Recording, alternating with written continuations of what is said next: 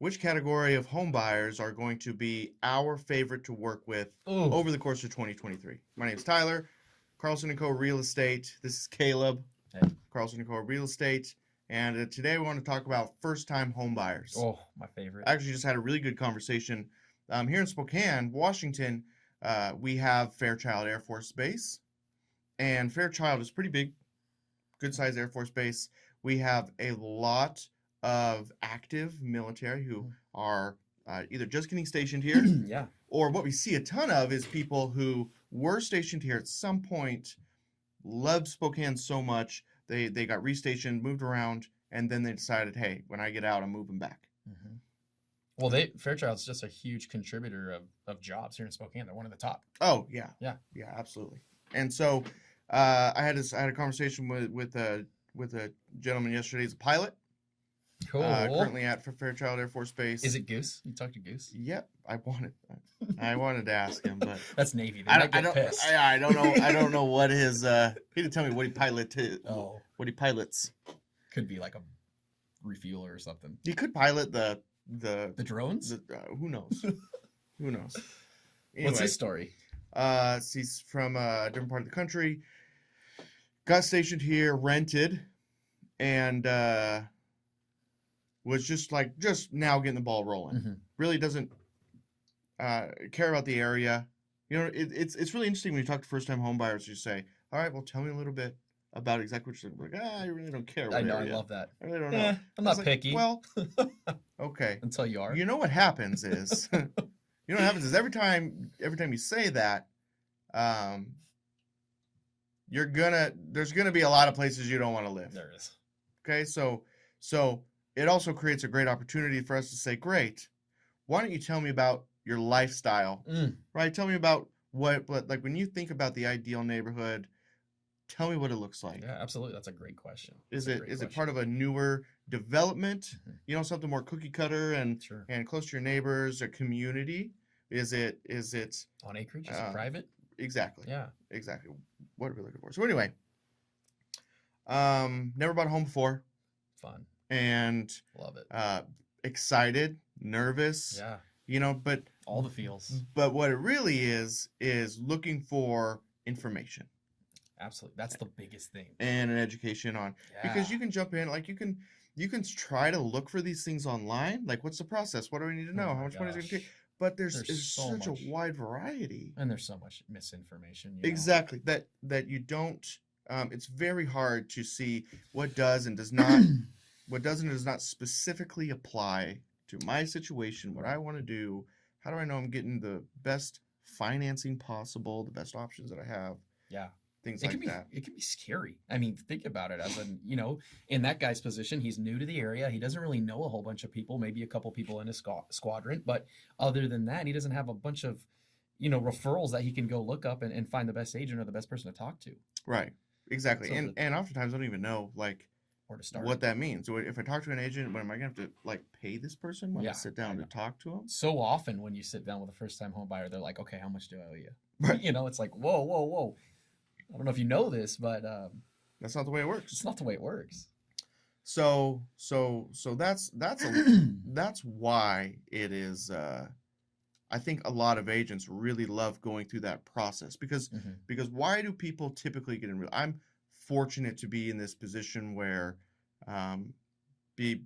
because I run a real estate team, I'm fortunate to be in a position where I get to talk to people who aren't realtors yet, but they're getting ready to become a realtor. And they're thinking about it, or they're actively working towards it. And one of those questions you ask is, why do you want to do this? Mm-hmm. What and 99.9% What's of the people top answer? Say, because I like people. Mm. Like, I want to help people. Sure. And they close their eyes and think about this ideal, what it looks like, this idea that they're going to be,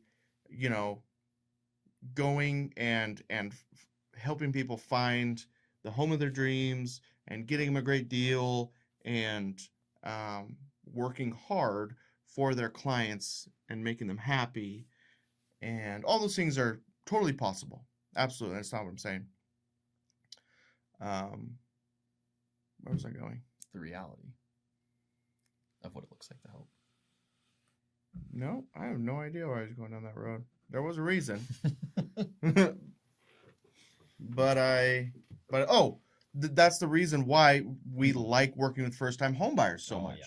right? Because that's why so many people got into it in the first place. Yeah. Right? They got into it in the first place so that they can help people navigate this transitionary chapter of their lives. It really is. When you're dealing with first-time home buyers, you're dealing with somebody who is ready to make a life change. Yeah. And it's exciting to be a part of that because you are getting to see these people grow, you know. Mhm. Because purchasing a home is one of the best things you can do to make money, right? Obviously, Oh, in, yeah. in America. You- And a lot of people Wealth without home say ownership, that. retirement without home ownership, so many things without Absolutely. real estate as a gateway is nearly impossible. Absolutely. Especially today. So here's some of the things that we recommend to every single first-time home buyer that we come into contact with. Yes. Okay, there's a ton of things that are going to be very specific to Mhm. each situation. Like if you're in the military, for instance, Yep. you have earned access to VA benefit mortgage, which has a lot of really great things about it. 0 down. That's a very specific thing. But Right. one of the things we talk to everybody about is, number one, what we prefer to do first is sit down and just get to know you. Mhm. Like, get to know who you are, what your goals are, what's motivating you to want to walk down this road, and why now? Right. Why do you want to do it now versus before versus later? Right. And start to really and here's the reason why we love to do that is because we can start to identify how we are going to be able to serve your goals to the highest level. Otherwise, we're just guessing. Absolutely. We're just asking how to make this a great experience. What's going to make you feel like you came out with a win? What is going to do the trick? So sitting down, talking about Not just what they're looking for in a home, but their journey to where they are, right? Yeah. Just to getting to know the people and the potential client on where they are in their life and what would be the best lifestyle that they want to live in. Which brings up a really great conversation that we're having pretty consistently, where someone comes in and it's their first time buying a home. They get pre-approved for $250,000, and you sit down to talk about, what do we want to look for? Yeah.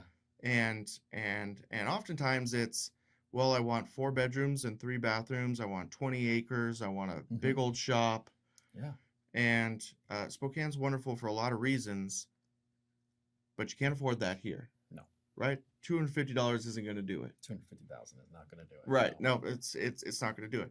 No. So the conversation changes a little bit to, great, this is wonderful. Tell me more about that ideal home. Right. I want to know, because when in fact they're kind of preaching to you their dream home. Absolutely. Right? Absolutely. And our job is to identify the best path forward. Absolutely. To achieving that. Now, is step 1, home 1, going to be that? It's just not going to happen. But keeping that in mind, keeping in mind what we are working towards is going to make a huge impact in the home that we buy today. Absolutely. Because it's changing things a little bit. We're looking for the best possible investment, the home with the highest likelihood that if we do a good job, maybe do some small fixes here and there, it is going to gain and grow equity over the next 3 to 5 years. Right.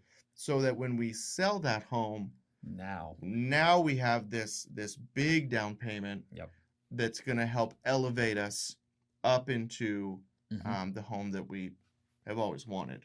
Well, and often likely when they're purchasing this first home, this is the very beginning of their life where they're going to start making the most money they've ever made in their life.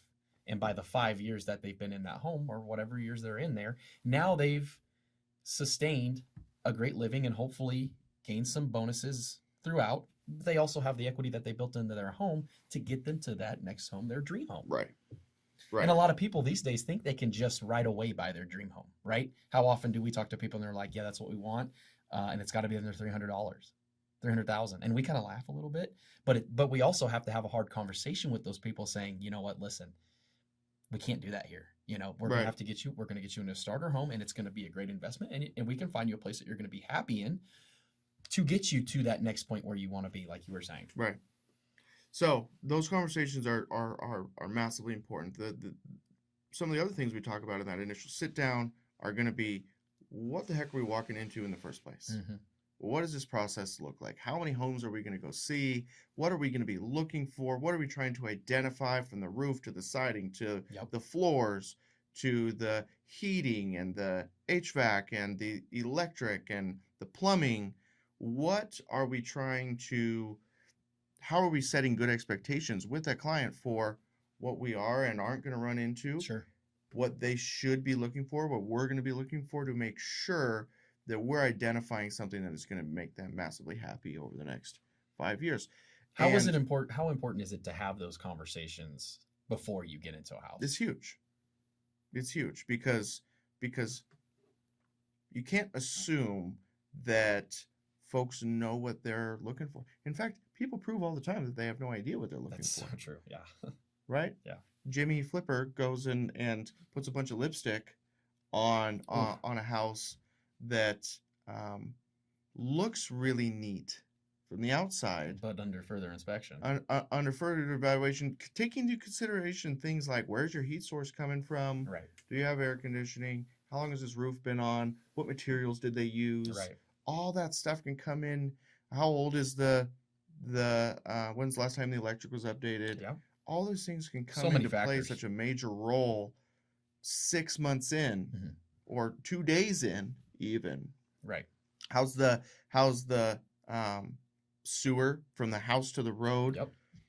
So many factors. All the factors that go into making sure that we are creating an investment we're going to be happy with, not just today, Mhm. but in the years to come. So we talk about what we're looking for and why. We talk about and set great expectations for how that showing process is going to go. Mhm. And then, what is an inspection? What's the difference between an inspection and an appraisal? Because a lot of folks get those mixed up. Absolutely. Yeah. Right? And the inspection is our opportunity to take a professional into the home and evaluate all the major systems, and then identify where we could possibly run Yep. into problems with those major systems, Yep. either now or down the road. The appraisal is the bank sending a third party out to the property to verify for the bank that this house is worth what we're paying for it. Okay. So rather than, if we're going to buy a home for $300,000 and an appraiser comes out and says, that's great, you're willing to pay that much, but this home is only worth $225,000. Oof. It's a big The difference. bank is not going to be willing to still give you $300,000 because they're holding on to title, or not title, but a lien on title. Saying that the home is only worth $225. Exactly. Right. Exactly. If you foreclose, they're not going to get their money out. What's a common misconception that you run into with first-time home buyers? There's a ton out there. What an inspection is, their rights through that inspection process. You can ask for things to be changed and adjusted. You can renegotiate during that time period. The list kind of goes on, and it's why it's so important to spend time sitting down talking about, how much is an inspection going to cost? Yeah. How much is it going to cost for me to do the credit check and pay for that appraisal? Absolutely. Going through that process. How much money am I going to have to bring to the closing table? Because there are costs and things associated with the transaction that aren't wrapped into the something that I like to call it just cash before we close, right? You got to have your inspection paid for. You got to have at least some sort of down payment on your appraisal. Some companies are different. Well, they'll have you pay for everything up front, and then earnest money. Earnest money. Right. Earnest money is super important, right? And that kind of gets glossed over. Right. If you're buying a $300,000 house, the seller is going to accept you to have a $3,000 check the day after they've accepted your offer, Hmm. and that check is going to be held until you either Closing. make it through all the way to closing Or it falls out during inspection. or it falls out. Exactly. Or worst case scenario, things go bad and it goes to litigation. Right. You may never see that money again. So, what we're talking about is really just like some of the top line Yeah. basic things that it's so important for first time home buyers to spend time. Like this guy I opened with, Yeah. he's in a lease until April, right? So it's Sure. it's January 1 in 2 days. Yeah. Does he have the availability to break that 4 lease if he months. finds a property that he loves? No. No. Okay. It's 4 months, and that is not too much time to start going through this process. No. To start getting to know, to start having conversations, identifying the parts of town you want to be in. How much time would you recommend a first time home buyer? At least 3 months. 3 months. At a minimum of 3 months to Max. to get started. Right. What's a max? What's the most you think that they should be prepared to make a purchase? Like 7, 8. 7, 8 months? 7, 8 Okay. months. Somewhere in there. I think that's important, know when to start, right? Because often when And meeting things with change. first-time home buyers, they don't know their own situation. And the best thing you can do if you're a first-time home buyer, here it is right here. The best thing you can do is to just sit down with a real estate professional and a lending professional. Because if you're not ready at that time, they will basically give you the blueprint of things that you need to do to get ready to purchase a Yeah, home. I'll take it a step further and say, if you are renting a house currently, no matter where you think you are, I would sit down. I would mark it up. If it's beginning of January, Absolutely. we're putting things we want to do over the next year.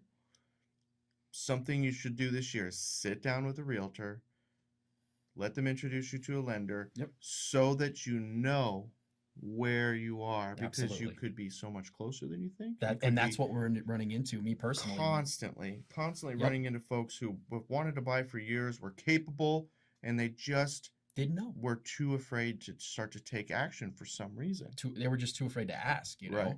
And some people think of home ownership as this big pie in the sky, and they don't think it's possible. And then you sit down with them, and they're more ready to purchase than any other clients you've been with, right? And it's just that fear, and it can be a fear. So don't get caught up in the fear of purchasing a home. You got to take that leap of faith and just find out where you stand. That's the beginning. And realize that there is so many different programs and not every client is grants and different, opportunities. right? Find you a good real estate agent and a good lender who has options for you. Right. No matter what situation you're in, from first-time home buyer to somebody who's retiring and getting out of working, right? Right. Who wants to just sell their home and find a new place. So lots of good information on first-time home buyers, guys. If you have questions, feel free to reach out to us at Carlson Co. Real Estate and Synergy Properties. Be happy to help. Absolutely. We're going to start doing these each week. So subscribe, click the link, whatever you got to do to make sure you see us again. That's right. And Don't forget about us. we'll see you soon.